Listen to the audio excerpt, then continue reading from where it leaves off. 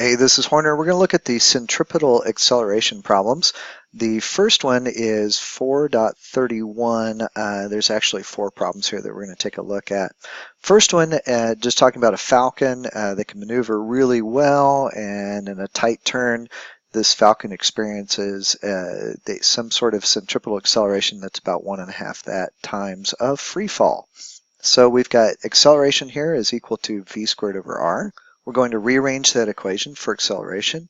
Not actually, we're not. We're going to just say acceleration is equal to 1.5 times that 9.8. We get 14.7 meters per second squared. Now we're going to rearrange this equation and solve for the radius. So our velocity is 25. We need to square it and then divide by 14.7, which is our acceleration. And notice that all this is tangential. So they're linear in nature here. If we do that, we get 42.5 meters, or about 43 meters.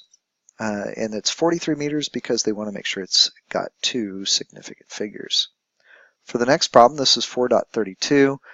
To withstand these really massive g-forces that a fighter pilot has, they are trained on a human centrifuge, and they want to withstand up to about 10 Gs. So that's about 98 meters per second squared. So you feel 10 times your normal weight.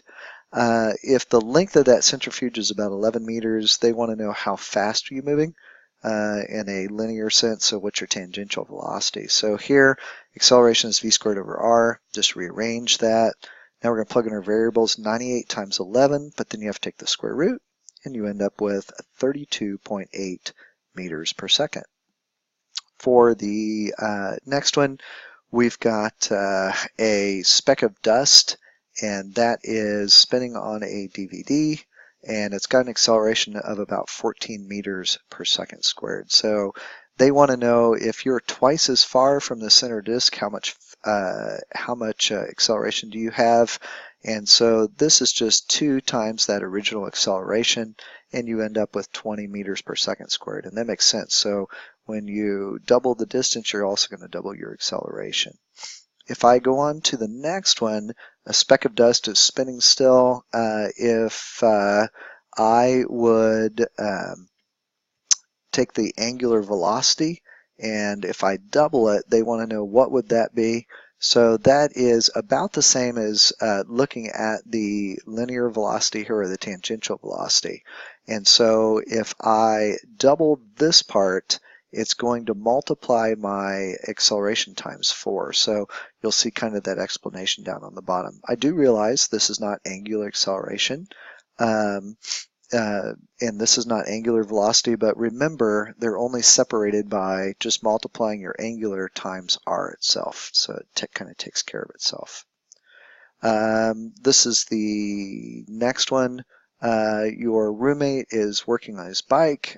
Turn that bike upside down, and you'll see that he spins the 62 centimeter diameter wheel, and they want to know how fast is the pebble that is stuck in the wheel. What is the speed of that if it's rotating 3 times every second? So first thing we had to do is find the radius of the wheel. Be careful, they'll do this a lot. They'll give you diameter, you need to find the radius. We know that the angular frequency is about 3 rotations per second.